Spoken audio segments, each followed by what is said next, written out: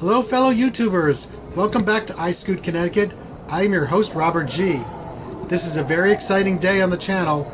We have the Dashmoto Dash 3 mobility scooter. This is a carbon fiber high performance device. Before we get started, let's talk about the elephant in the room. The Dashmoto is not your grandmother's mobility scooter. It is $4,000 and represents a highly engineered mobility device for someone with an active lifestyle. Dashmoto reached out to me and asked me if I wanted to try the Dash 3. They said I could do anything I want and say anything I want with the scooter. The only condition was that I could only keep it for a short period of time so that it could go to someone else to try.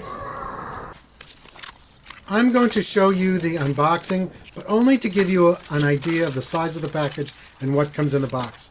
This particular unit is a demo scooter and has already been packed and unpacked many times. They're just two basic components: the frame with the tiller and handlebars, and the seat with the battery.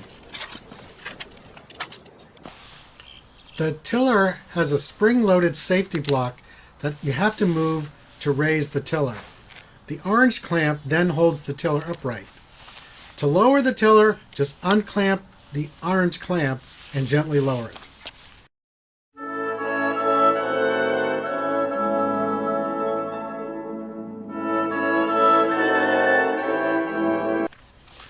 The seat goes into place just like a bicycle seat post would and has a quick release clamp.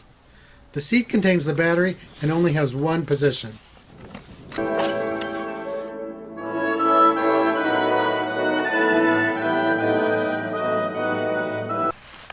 The lithium-ion battery is under the seat. It latches into place, but you can easily slide it in and out. This is handy if the scooter is in your car, but you just want to bring the battery inside to charge it.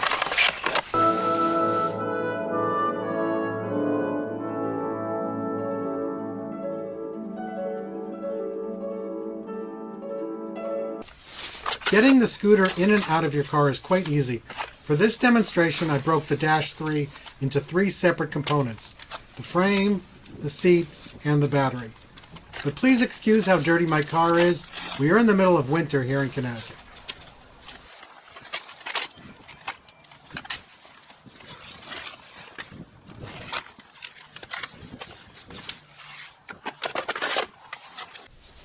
The brakes are a hydraulic disc and manufactured by Zoom. Zoom is well known and respected in the bicycle industry.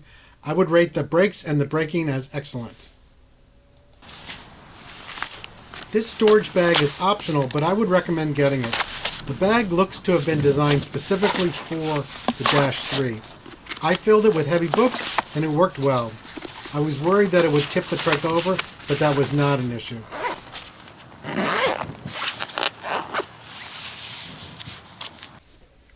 Here are a few screenshots of the color display.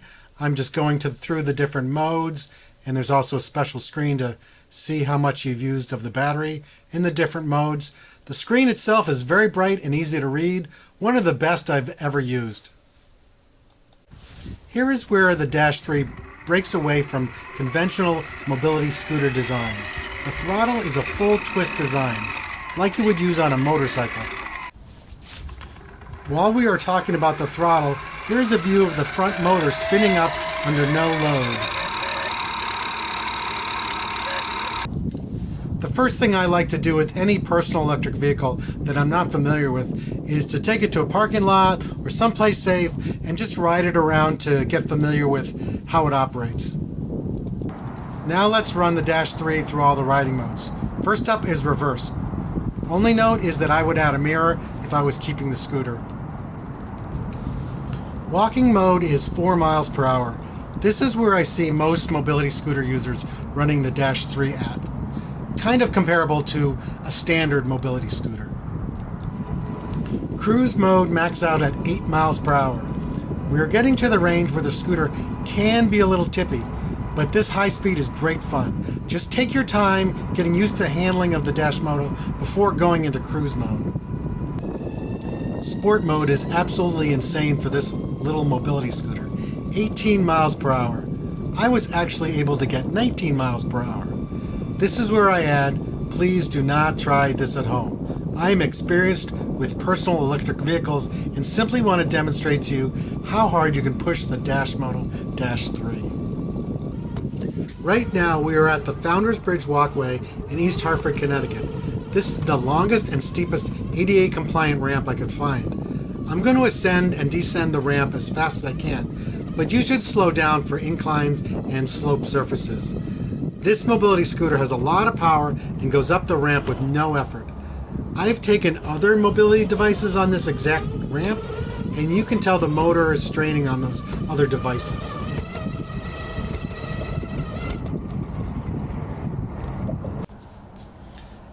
An electronic parking brake will be engaged when you stop on a hill. You do not have to worry about the scooter rolling away. You can also manually apply the disc brakes. Enough of this cold weather. I'm taking the Dash 3 to the mall. I cannot ride as fast in there, but at least it's warm and there's a food court. I have to say that I love the Dashmoto Dash 3. I only wish it was less expensive and that I could keep it. But who would benefit most from the Dash 3? It's definitely not for everyone. I would say that anyone who has mobility issues and leads a more active lifestyle would love the Dash 3. Perhaps if you want to ride bicycles with your children or grandchildren, this would definitely keep up with that. I saw a YouTube video of a teenage boy with the Dash 3. It was great to see him to be able to ride with his friends and not stuck at home. Also, if you travel a lot, it is lightweight and should fit into an average car. If you're thinking about an e-trike, this also might be something to consider instead. If you do get one, I would add a mirror and perhaps a phone holder. The only suggestion that I would make back to Dashmoto is perhaps a recreational version at a lower price point. Thank you for watching, everyone, and thank you to Dashmoto for letting me test ride the Dash 3.